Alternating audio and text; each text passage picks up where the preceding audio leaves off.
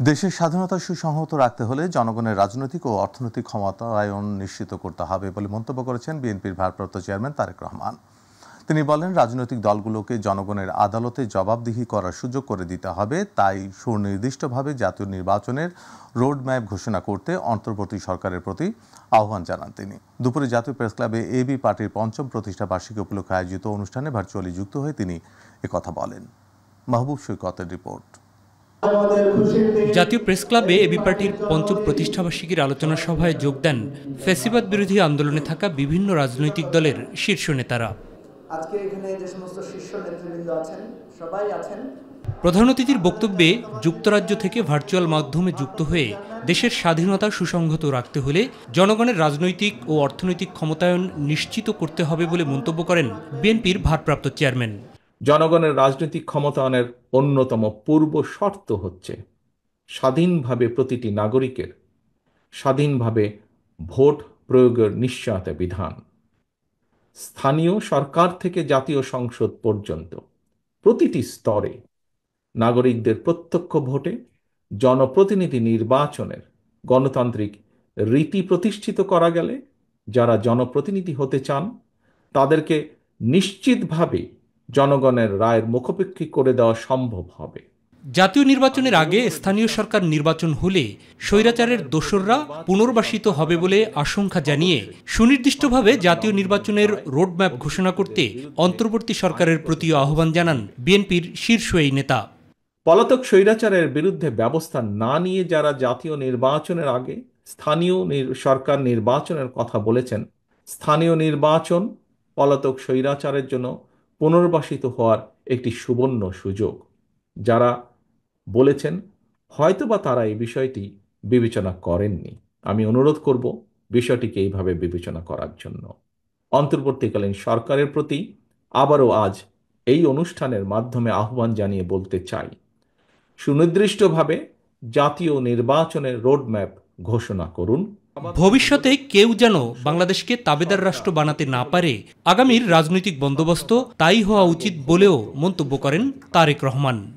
রাজনৈতিক চর্চার মাধ্যমে সরকার গঠন এবং পরিবর্তনে জনগণ এবং রাজনৈতিক দলগুলো অভ্যস্ত হয়ে উঠলে আমি একজন রাজনৈতিক কর্মী হিসাবে দৃঢ়ভাবে বিশ্বাস করি বাংলাদেশকে আর কেউ তাবেদার রাষ্ট্রে পরিণত করে রাখতে সক্ষম হবে না। মাহবুব সৈকত, মাই টিভি, ঢাকা। জাতীয় নাগরিক পার্টি এনসিপির আহ্বায়ক নাহিদ ইসলাম বলেছেন, বাংলাদেশের মাটিতে আওয়ামী লীগের আর রাজনীতি করার অধিকার নেই। অবিলম্বে দলটির নিবন্ধন বাতিলের দাবিও জানান তিনি। অন্যদিকে এবি পার্টির চেয়ারম্যান মুজিবুর রহমান মঞ্জু বলেন, ভারসাম্যমূলক রাজনীতি পরিহার করে হানাহানি মুক্ত জাতীয় ঐক্য গড়ে তুলতে কাজ করছে এবি পার্টি। জাতীয় প্রেস ক্লাবে এবি পার্টির প্রতিষ্ঠা বার্ষিকীর অনুষ্ঠানে তারা এসব কথা বলেন।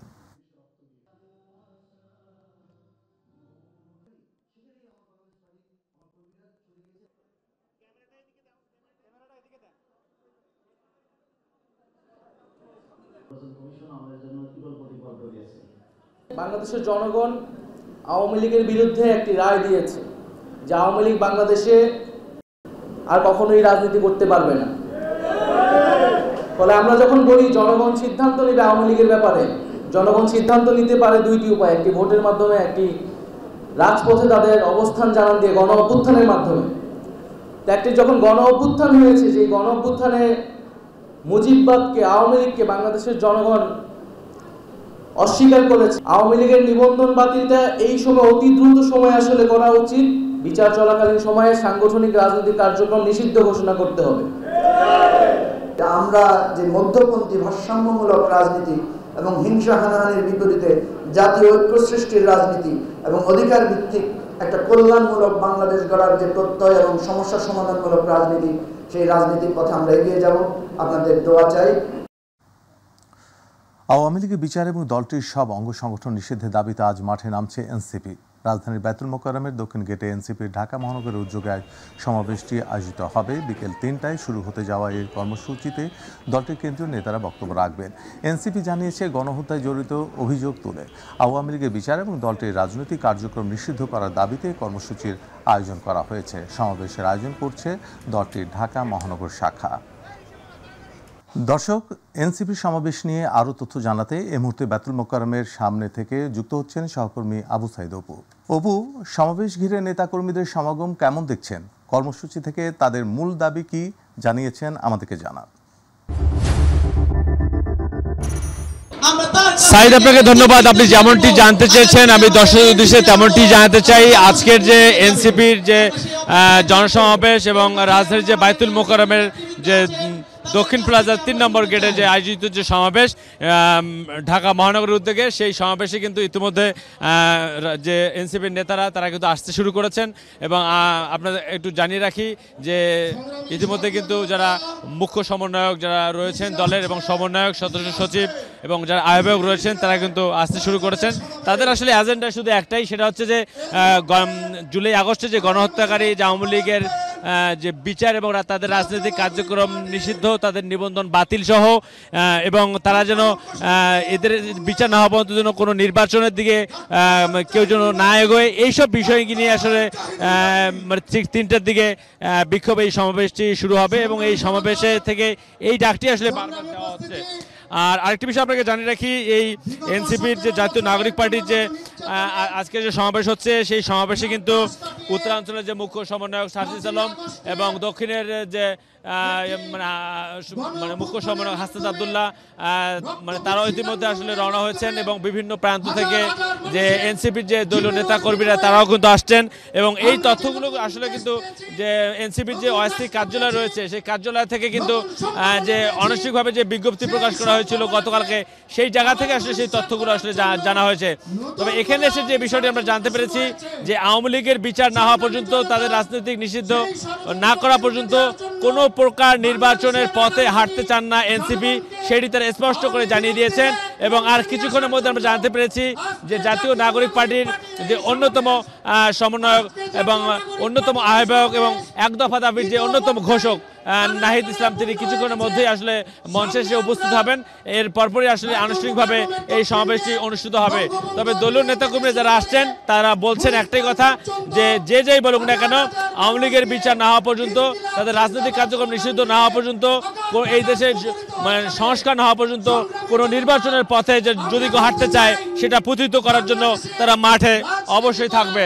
আরেকটা বিষয় আপনাকে জানিয়ে রাখি, এখানে দু একজন নেতাকর্মী রয়েছেন, যদি একটু কথা বলতে চাই আমরা তাদের সাথে, যে আমরা একটু জানতে চাই যে আজকের যে আপনাদের যে আয়োজন, এই আয়োজনের আসলে মূল নীতিটা আপনাদের কি? আজকে আমাদের দলের আয়োজনের মূল নীতি হচ্ছে আওয়ামী লীগকে নিষিদ্ধ করেন। আপনারা দেখতে পাচ্ছেন গত 16 বছর আওয়ামী লীগ দেশের মধ্যে যেই ফ্যাসিবাদ কায়েম করেছিল এবং দেশ নিয়ে যেই সকল ষড়যন্ত্র করেছিল, সেই সকল ষড়যন্ত্রের বিরুদ্ধে আজ আমরা এক হয়েছি। আমাদের একটাই দাবি, আওয়ামী লীগের বিচার এবং বাংলাদেশ থেকে আওয়ামী লীগকে চিরতরে নিষিদ্ধ করা। আচ্ছা, উনি তো আওয়ামী লীগকে নিষিদ্ধ করার যে দাবিটা জানিয়েছেন, আপনার জায়গা থেকে মানে যে 3টা আপনারা দাবি তুলেছেন, রাজনৈতিকভাবে তাদেরকে নিষিদ্ধ করতে হবে, নিবন্ধন বাতিল করতে হবে, তা নাহলে কোনো নির্বাচন হবে না, এরকম ইঙ্গিত আমরা পাচ্ছি এই মঞ্চ থেকে। তো আসলে আপনাদের ক্ষেত্রে থেকে আপনাদের অবস্থানটা কি? আমাদের অবস্থান একদম ক্লিয়ার, বাংলাদেশ থেকে আওয়ামী লীগকে চিরতরে নিষিদ্ধ করতে হবে এবং জুলাই গণ অভ্যুত্থানে আমাদের যেসব ভাইয়েরা শহীদ হয়েছে তাদের বিচার করতে হবে এবং আওয়ামী লীগের সম্পূর্ণ রকম কার্যকলাপ বাংলাদেশ থেকে নিষিদ্ধ করে দিতে হবে। এটাই আমাদের দাবি। এই দাবি না মানা পর্যন্ত আমরা রাজপথ ছাড়বো না, আমাদের আন্দোলন চলমান থাকবে। যদি এই দাবি যদি কখনো যদি কোনোভাবে কোনো ব্যত্যয় ঘটে, তখন সেক্ষেত্রে আপনাদের অবস্থান কি থাকবে? সেক্ষেত্রে আমাদের অবস্থান কি থাকবে, কারণ আমরা এখানে এসেছি আওয়ামী লীগ নিষিদ্ধের দাবিতে। তো আমাদের সামনে যতই বিরূপ প্রতিক্রিয়া, আমাদের সামনে যতই বাজে পরিস্থিতি আসুক, আমরা রাজপথ ছাড়বো না, আমরা সবসময় আন্দোলন চালিয়ে যাব। সাইদ, আপনি শুনতে পাচ্ছিলেন যে তারা আসলে যেসব নেতাকর্মীরা আছে তারা বলছিল যে তাদের এই দাবি না হওয়া পর্যন্ত তারা মাঠে থাকবেন। তো এই ছিল আমার কাছে এখনকার মতো সর্বশেষ খবর। সাইদ। অপু, আপনাকে ধন্যবাদ। দর্শক, বায়তুল মোকাররমের সামনে থেকে এনসিপির বিক্ষোভ সমাবেশ নিয়ে বিস্তারিত জানাচ্ছিলেন আমাদের সহকর্মী অপু। মানুষ ধীরে ধীরে অন্তর্বর্তী সরকারের প্রতি আস্থা হারিয়ে ফেলছে, আর অন্তর্বর্তী সরকারের কর্মকাণ্ডে নির্বাচন দেওয়ার লক্ষণ দেখা যাচ্ছে না বলে মন্তব্য করেছেন বিএনপি চেয়ারপারসনের উপদেষ্টা জয়নুল আবদিন ফারুক। জাতীয় প্রেস ক্লাবে এক আলোচনা সভায় তিনি এসব কথা বলেন। অন্যদিকে জিয়াউর রহমানের কবরের শ্রদ্ধা নিবেদন শেষে এই সপ্তাহের মধ্যে দেশে ফিরছেন বিএনপি চেয়ারপারসন বেগম খালেদা জিয়া বলে জানিয়েছেন চেয়ারপারসনের বিশেষ সহকারী শামসুর রহমান শিমুল বিশ্বাস। যত দ্রুত সম্ভব সকল রাজনৈতিক দলের সাথে আলোচনা করেছেন, আরো করেন, নিষেধ নাই। কিন্তু নির্বাচনটা দয়া করে দিয়ে না। করিডোরটা চিন্তা করবে নির্বাচনিত সরকার, আপনার এসব বিষয় চিন্তা করার দরকার। আশা করি আপনারা ম্যাডামকে বরণ করবেন, আমরা সবাই থাকব। আপনাদের আমাদের সবারই কাঙ্ক্ষিত বাংলাদেশের নেত্রী এখন, যাকে কেন্দ্র করে সবাই আস্থা পোষণ করছে। স্বাধীনতার পর বাংলাদেশে যে কটি গণ আন্দোলন ও অভ্যুত্থান হয়েছে তার পরপরই নতুন রাজনৈতিক দলের আবির্ভাব ঘটেছে। ব্যতিক্রম হয়নি 2024-এর গণ আন্দোলনের পরও। ইতোমধ্যে বেশ কয়েকটি নতুন রাজনৈতিক দল গঠন করা হয়েছে। তাদের দাবি পুরনো বন্দোবস্তের বদলে নতুন বন্দোবস্ত চালু করা। তবে রাজনৈতিক বিশ্লেষকরা বলছেন, নতুন রাজনৈতিক দলের আবির্ভাব হলেও দেশের মানুষের আশা আকাঙ্ক্ষার প্রতিফলন ঘটানোর মতো কোনো কাজ এখনও করতে পারেনি। ইউসুফ আলীর বিশেষ রিপোর্ট। দীর্ঘ 9 মাস সশস্ত্র সংগ্রামের মধ্য দিয়ে 1971 সালে পাকিস্তান থেকে ভাগ হয়ে স্বাধীনতা লাভের পর 1972 সালের 31 অক্টোবর সিরাজুল আলম খান, মেজর আব্দুল জলিল, আসম আব্দুর রব ও হাসানুল হক ইনুর নেতৃত্বে আত্মপ্রকাশ ঘটে জাতীয় সমাজতান্ত্রিক দল জাসদের। 1975 সালে বিপথগামী সেনা সদস্যের হাতে শেখ মুজিবুর রহমান ও তার পরিবারের সদস্যরা নিহত হওয়ার পর সময়ের প্রয়োজনে স্বাধীনতার ঘোষক মেজর জিয়াউর রহমানের নেতৃত্বে 1978 সালের 1 সেপ্টেম্বর আত্মপ্রকাশ ঘটে বিএনপির। রাষ্ট্রপতি জিয়াউর রহমান হত্যাকাণ্ডের পর 1986 সালের 1 জানুয়ারি জেনারেল এরশাদের নেতৃত্বে প্রতিষ্ঠিত হয় জাতীয় পার্টি। টানা 9 বছর দেশ শাসনের পর 90-এর গণ অভ্যুত্থানের মধ্য দিয়ে ক্ষমতাচ্যুত হয় দলটি। এরশাদের পতনের পর 1990 সালের 22 ডিসেম্বর কয়েকটি দলের সমন্বয়ে ইসলামী ঐক্যজোট নামে নতুন রাজনৈতিক দলের আত্মপ্রকাশ ঘটে। 2007 সালে বিএনপি সরকারের পদত্যাগের পর 1 নভেম্বর ফখরুদ্দিন আহমেদের নেতৃত্বে গঠন করা হয় তত্ত্বাবধায়ক সরকার। এরপর 2007 সালের 7 জুন ফেরদৌস আহমেদ কুরেশির নেতৃত্বে প্রগ্রেসিভ ডেমোক্রেটিক পার্টি পিডিপি নামে নতুন দল গঠন করা হয়। জনগণের সমর্থন না পাওয়ায় তা আলোর মুখ দেখেনি। 2024 সালের 5 আগস্ট আওয়ামী লীগ সরকার দেশ ছেড়ে পালিয়ে গেলে ডক্টর মোহাম্মদ ইউনূসের নেতৃত্বে গঠিত হয় অন্তর্বর্তী সরকার। গত 8 মাসে এনসিপি, আম জনতা পার্টি ও জনতা পার্টি বাংলাদেশ সহ বেশ কয়েকটি রাজনৈতিক দলের আত্মপ্রকাশ ঘটে। তাদের দাবি রাজনৈতিক অঙ্গনে নতুন কিছু উপহার দিতে চায়। সকলে ঐক্যবদ্ধভাবে রাজনীতি এবং রাষ্ট্র বিনির্মাণ করব। রাজনৈতিক বিশ্লেষকদের মতে নতুন যেসব রাজনৈতিক দল গঠন করা হয়েছে তার মধ্যে জাতীয় নাগরিক পার্টি ছাড়া অন্যরা তেমন কোনো সাড়া ফেলতে পারেনি।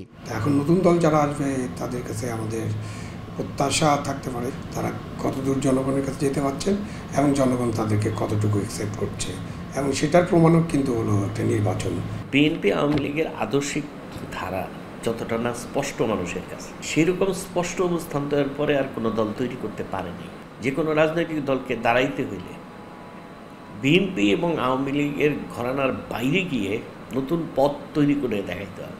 অনেক পার্টি দলের চেয়ে ব্যক্তিকে প্রতিষ্ঠিত করতে কাজ করছে বলেও মন্তব্য করেন তারা। যারা কিংস পার্টি হয় তাদের উদ্দেশ্য তো সৎ না। রাজনীতি করলে অর্থনৈতিকভাবে প্রতিষ্ঠা সম্ভব, ব্যক্তিগত পাওয়ার, প্রভাব, প্রতিপত্তি তৈরি করা সম্ভব। বাংলাদেশে একটা রাজনৈতিক শূন্যতা আছে। এই রাজনৈতিক শূন্যতার ভেতরে জনগণ হয়তো একটা তৃতীয় পক্ষকে বাছাই করার চিন্তা ভাবনা করে, আর সেই তৃতীয় পক্ষকে তাদের প্রোগ্রাম, তাদের নেতৃত্ব, এগুলোর মধ্যে দিয়ে তাদেরকে প্রমাণ করতে হবে যে বাংলাদেশে বিএনপি আওয়ামী লীগের বাইরে একটা তৃতীয় শক্তির উত্থান করা সম্ভব।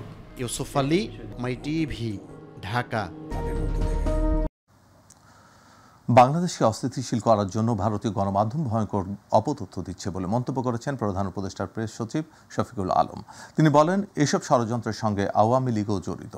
সকালে চট্টগ্রাম প্রেস ক্লাবে এক অনুষ্ঠানে তিনি সব কথা বলেন। গত 15 বছরে দেশের সাংবাদিকদের ভূমিকা তদন্তে জাতিসংঘের সহায়তা নেওয়া হবে বলেও জানান শফিকুল আলম। সামনে আমাদের তো ইলেকশন হয়, ডিসেম্বর থেকে আগামী জুনের মধ্যে ইলেকশন হবে। সেই সময়কে সামনে রেখে এই যে এই গোষ্ঠী যারা করছে, হ্যাঁ, আওয়ামী লীগের পান্ডারা এবং ওই দিক থেকে ইন্ডিয়ান মিডিয়া, এরা তো আরো করবে, আরো তারা এই আমাদেরকে টার্গেট করে এই কাজগুলো করবে। ভিসা না হওয়ার কারণে যেসব হজযাত্রী নির্ধারিত ফ্লাইটে যেতে পারছেন না, পরবর্তীতে তাদের টিকিট রি-ইস্যুর ক্ষেত্রে টাকা দিতে হবে না বলে জানিয়েছেন ধর্ম মন্ত্রণালয়।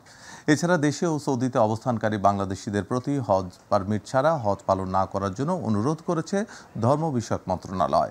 আজ ধর্ম মন্ত্রণালয়ের জনসংযোগ কর্মকর্তা মোহাম্মদ আবু বকর সিদ্দিক স্বাক্ষরিত এক বিবৃতিতে এ তথ্য জানানো হয়। এবছর হজ পারমিট ছাড়া কেউ হজ পালনের চেষ্টা করলেই তাকে সর্বোচ্চ 20,000 সৌদি রিয়াল জরিমানা গুনতে হবে। এই কাজে সহায়তা করলেও রয়েছে 1 লাখ রিয়াল পর্যন্ত জরিমানার বিধান। রাজধানীর বাজারে কিছুটা বেড়েছে পেঁয়াজ ও তেলের দাম, তবে মিনিকেট সহ কয়েক ধরনের চালের দাম কমেছে কেজি প্রতি 5 থেকে 7 টাকা। এছাড়া নতুন শাকসবজি বাজারে না আসায় সবজির বাজারও কিছুটা চড়া। সব ধরনের মুরগির দামও বাড়তি। রাজধানীর কারওয়ান বাজার ঘুরে মিফতাহ গালিবের রিপোর্ট। সাপ্তাহিক ছুটির দিনে রাজধানীর কারওয়ান বাজারে ক্রেতা সমাগম কিছুটা বেশি। বাজারে তেল এবং পেঁয়াজের দাম বাড়ায় দেখা দিয়েছে কিছুটা অস্বস্তি। ব্রয়লার কিনলাম 180 টাকা করে। লাস্ট 1-2 বছর কম্পেয়ার করি তাইলে হয়তো বুঝতে পারবো যে এটা খুব বেশি বাড়ে নাই, বাট দাম তো ডেফিনেটলি অনেক দিন থেকে একটু বাড়তির দিকে আছে। জি, দাম তো একটু বেশি আর দেখছি। গত কিছুদিন আগে যেমন কাঁচামরিচ ছিল 60 টাকা কেজি, আজকে নিলাম 80 টাকা কেজি। তেলের দামটা পার লিটারে 14 টাকা বাইরে গেছে। 14 টাকা বাড়ানোর সাধারণ মানুষ যারা আছে এরা ভোগান্তিতে পড়ে গেছে। যে অনুসারে আয় আমাদের, এই অনুসারে অনেক ব্যয় বেশি না, এখন সংসার চালাইতে তো হিমশিম খাইতে হইতেছে। ডেরি মজুত নেই, খাচ্ছি আনছি, না হলে না খেয়ে থাকছি, এইভাবে চলছে দিন আমাদের। গত সপ্তাহের দামে বিক্রি হচ্ছে মাছ, মাংস, মুরগি, আলুর দাম কিছুটা বাড়তি, তবে কেজি প্রতি 5 থেকে 60 টাকা কমেছে মিনিকেট সহ অন্যান্য চালের দাম। বাজারটা আস্তে আস্তে কমতেছে। যে চাল ছিল আপনার 88-90 টাকা মিনিকেট চাল, এটা বাজারে এখন মোটামুটি আইসা পড়ছে আপনার 80 টাকার নিচে আইসা পড়ছে। গ্রীষ্মকালীন সবজি বাজারে উঠলে দামে স্বস্তি ফিরবে বলছেন বিক্রেতারা। রমজানের চেয়ে সবজির দাম ডাবল, কিন্তু এই সিজনে তো বর্ষাকাল না, সবজি নাই। প্রত্যেক বাড়িতে এই সময় 100-র উপরে ওইটা জায়গা একটু দাম বাড়তে দেখেন, আবার যদি দাম 2 দিন বৃষ্টি হয় তাহলে মালের দাম আবার নিয়ন্ত্রণ হয়ে যাবে। বাজার মনিটরিং এর মাধ্যমে পণ্য মূল্য নিয়ন্ত্রণে রাখতে সংশ্লিষ্ট কর্তৃপক্ষের যথাযথ উদ্যোগ গ্রহণ করার প্রত্যাশা সাধারণ মানুষের। মিফতাহ গালিব, মাই টিভি, ঢাকা। সুপেয় পানির তীব্র সংকটে বরিশাল সহ গোটা দক্ষিণাঞ্চল। ভূগর্ভস্থ পানির স্তর নিচে নামায় টিউবওয়েল থাকলেও উঠছে না পানি। সিটি কর্পোরেশন এলাকায় প্রথমে এই সংকট হলেও পানির শূন্যতায় মহামারী এখন জেলা উপজেলাগুলোয়। বিস্তারিত পারভেজ রাসেলের রিপোর্টে। নদী বিধৌত বরিশাল অঞ্চলেই দেখা দিয়েছে সুপেয় পানির তীব্র সংকট। পানির অপর নাম জীবন হলেও সেই পানির জন্যই আজ হাহাকার মহানগর, জেলা, উপজেলা সহ পুরো বিভাগে। বাসা বাড়িতে টিউবওয়েল থাকলেও কয়েক বছর থেকে তাতে মিলছে না পানি। গৃহস্থলী, অজুখানা, খাওয়া, গোসল, পানিবিহীন দুর্বিষহ জীবন কাটছে বাসিন্দাদের। পানির স্তর তো ক্রমান্বয়ে হচ্ছে নিচের দিকে চলে যায়। সারাদিন শুধু শব্দই যাবে, পানি একটু পড়বে না। তারও আমরা পানি পাচ্ছি না। আমাদের বাচ্চারা খুবই দুর্ভোগের ভিতরে আছে। ছোট ছোট বাচ্চারা আছে, ইনফ্যান্ট, বোঝে না কিছু, তো পানি চাই, দিতে পারে না পানি। খালের পানি না থাকলে এলাকার মানুষ আমরা মরেই যেতাম। সারফেস ওয়াটার ট্রিটমেন্ট প্ল্যান্ট দুটি বিকল থাকায় কর্পোরেশন এলাকায় অনেক আগে থেকেই পানি সংকট হলেও খাল, নদী আর পুকুর ভরাটে এখন সকল জেলা উপজেলায় দেখা দিয়েছে সংকট। 2 বছর পর্যন্ত আমরা খাবার পানি পাই নাই। বহুদিন যাবত পানি পাইতেছি না, আমরা পানির জন্য খুব কষ্ট করে আছি। প্রতিদিনই ভূগর্ভস্থের পানির স্তর নিচে নামছে, তাই অপরিকল্পিত পানি উত্তোলন বন্ধ ও পানির অপচয় রোধ পদক্ষেপ নেয়ার কথা জানিয়েছে পানি উন্নয়ন বোর্ড। আর পানি সংরক্ষণ আইন ভঙ্গ করলে আইনের আওতায় আনার কথা জানান স্থানীয় প্রশাসন। সচেতন হয়ে পানির অপচয় রোধ করতে পারি, তাহলেই হয়তো আমরা ভবিষ্যতে ভালো একটা ভবিষ্যৎ প্রজন্মের জন্য আমরা পানির সমস্যা থেকে মুক্তি পেতে পারি। কেউ যদি আইনের ভিত্তিতে কোনো কিছু করে সেটাতেও আমরা নজর দেব এবং আইন বিধিমালা কেউ ভঙ্গ করলে তাকে আমরা শাস্তির আওতায় আনব। ভূগর্ভস্থ থেকে পানির স্তর নিচে নামা, অপরিকল্পিত পানি উত্তোলন আর পানি অপচয়ের কারণে তীব্র বিশুদ্ধ পানি সংকটে এ অঞ্চল। তাই সংশ্লিষ্টরা যদি পানি সরবরাহে এখনই জোরালো ব্যবস্থা না নেয়, তবে আগামীতে বড় ধরনের হুমকির মুখে পড়বে নতুন প্রজন্ম। পারভেজ রাসেল, মাই টিভি, বরিশাল। 4 মাস পরে সোমবার লন্ডন থেকে দেশে ফিরছেন বেগম খালেদা জিয়া। সাথে আসছেন তার 2 পুত্রবধূ জুবাইদুর রহমান এবং সৈয়দা শারমিনা রহমান। দলের মহাসচিব মির্জা ফখরুল ইসলাম আলমগীর জানিয়েছেন 5 মে সকালে দেশে ফিরছেন বিএনপি চেয়ারপারসন। মাহবুব সৈকতের আরও একটি রিপোর্টে বিস্তারিত। চলতি বছরের 8 জানুয়ারি উন্নত চিকিৎসার জন্য কাতারের আমিরের পাঠানো বিশেষ এয়ার অ্যাম্বুলেন্সে লন্ডনে যান খালেদা জিয়া। সেখানে পৌঁছেই লন্ডন ক্লিনিকে ভর্তি হন তিনি। এরপর টানা 17 দিন লন্ডন ক্লিনিকে বিশেষজ্ঞ চিকিৎসক অধ্যাপক প্যাট্রিক কেনেডি ও অধ্যাপক জেনিভার ক্রসের তত্ত্বাবধানে চিকিৎসাধীন ছিলেন তিনি। পরে 25 জানুয়ারি খালেদা জিয়াকে চিকিৎসকের পরামর্শে তারেক রহমান তার বাসায় নিয়ে ডাক্তার জোবায়েদা রহমান এবং অধ্যাপক ডাক্তার এজেডএম জাহিদ হোসেনের তত্ত্বাবধানে রেখে সার্বক্ষণিক চিকিৎসা দেন। সেখানেই অর্ধযুগেরও বেশি সময় পরে এবারই পরিবারের সদস্যদের সঙ্গে ঈদ উদযাপন করেছেন খালেদা জিয়া। অবস্থার উন্নতি হওয়ায় প্রায় 4 মাস পর লন্ডন থেকে খালেদা জিয়া দেশে ফেরার সিদ্ধান্ত নিয়েছেন বলে এক অডিও বার্তায় জানান বিএনপি মহাসচিব।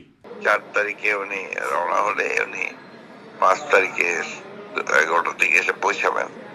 আমরা যত জানি এখন পর্যন্ত যে সঙ্গে তার 2 বৌমা আসবেন আর কি। দেশে ফেরার জন্য এয়ার অ্যাম্বুলেন্স পেতে দেরি হওয়ায় বাংলাদেশ বিমানই তার ফেরার সকল ব্যবস্থা নেওয়া হয়েছে বলেও জানান মির্জা ফখরুল ইসলাম আলমগীর। সেই জন্য ম্যাডাম ঠিক করছেন যে ওটা যদি একদম শেষ মুহূর্তে না পাওয়া যায় তাহলে উনি আপনার বাংলাদেশ বিমানেই আসবেন। আমরা বাংলাদেশ বিমানে আপনার সমস্ত ব্যবস্থা করে রাখা হয়েছে। এদিকে খালেদা জিয়া দেশে ফেরাকে কেন্দ্র করে গুলশানে বিএনপি চেয়ারপারসনের বাসা ফিরোজাকে প্রস্তুত করা হয়েছে। মাহবুব সৈকত, মাই টিভি, ঢাকা। মহান মে দিবসের খবর। কালের বিবর্তনে কুষ্টিয়ার কুমারখালী উপজেলার নন্দলালপুর ইউনিয়নের সন্ধ্যা গ্রামের ঐতিহ্যবাহী তাঁত শিল্প এখন চরম সংকটের মুখে। একদিকে যান্ত্রিক তাঁত ও লুম শিল্পের সঙ্গে অসম প্রতিযোগিতা এবং অন্যদিকে সুতাসহ কাঁচামালের ঊর্ধ্বগতির কারণে ঐতিহ্যবাহী এই শিল্প প্রায় বিলুপ্তির পথে। অধিকাংশ বাড়িতে 4-5টি তাঁত থাকলেও আর্থিক অনটনের কারণে বর্তমানে সচল রয়েছে মাত্র একটি। কুষ্টিয়ার প্রতিনিধি লিপু খন্দকারের তথ্যচিত্রে জুবাইর রহমানের রিপোর্ট। একটা সময় তাঁতের এ খটখট শব্দে মুখরিত থাকত কুষ্টিয়ার কুমারখালী উপজেলার নন্দলালপুর ইউনিয়নের সন্ধ্যা নামের এই গ্রাম। একসময় হস্তচালিত তাঁত শিল্পের জন্য আশপাশে বেশ সুপরিচিত ছিল গ্রামটি। মাটি গর্ত করে প্রাচীন পদ্ধতির হস্তচালিত তাঁত শিল্প এখন প্রায় বিলুপ্তির পথে। 1400 তাঁতি পরিবারের যে গ্রাম সবসময় থাকত মুখর সরেজমিনে, সেখানে গিয়ে দেখা যায় শুনশান নীরবতা। বেশি হলে 50 টাকা, তার বেশি না। বাধ্য এরা এই তাঁতের কাজ বাদ দিয়ে অন্য পেশায় যেভাবে পারতেছে, কেউ ভ্যান চালাচ্ছে, কেউ দিন মজুরে, কেউ রাজমিস্ত্রি, যে যেটা পারতেছে। আমারও পুঁজি ছিল, বর্তমান ধরেন এই সুতার দাম অতিরিক্ত হওয়ার কারণে আমার পুঁজিটাও এরকম আস্তে আস্তে ঘাইটে গেল। নিম্ন আয়ে সংসার চালাতে না পেরে অনেকেই রাজমিস্ত্রি, ভ্যান চালানো সহ বেছে নিয়েছেন বিভিন্ন পেশা। আমার বুদ্ধির উপরে আমি আর কখনো দেখি নাই যে সরকারি অনুদান কিছু আইছে, এরকম আমার তো মনে হয় না। তো সরকারের কাছে আমাদের আবেদন যে আমাদের যেন ভালো মজুরি দেয়, সুতার দাম কমায় এবং আমরা ঠিকমতো মজুরি পাই, যাতে আমরা দুটো ডাল ভাত খেয়ে বেঁচে থাকতে পারি। কুমারখালী বিসিক কর্তৃপক্ষ জানায়, তাঁতিদের জন্য সমিতির মাধ্যমে সরকারিভাবে নামমাত্র সুদে 30 থেকে 50 হাজার টাকা পর্যন্ত ঋণ প্রদান করা হচ্ছে। তাঁত শিল্পকে বাঁচিয়ে রাখতে সরকার নানান উদ্যোগ গ্রহণ করেছে বলে জানান তিনি। হাতে তাঁতগুলো কুমারখালীতে এখন কমে গিয়েছে। সরকার আগামীতে উদ্যোগ নিচ্ছে, সহজ সত্ত্বে আপনার সরাসরি তাঁতিরা আপনার রং পাবে, সুতা পাবে। সরকার এটা বিশেষভাবে প্রণোদনা দিবে, আরো সামনে আপনার এই সুতা, রং সবকিছুই তাদের দেবে। জুবাইর রহমান, মাই টিভি নিউজ।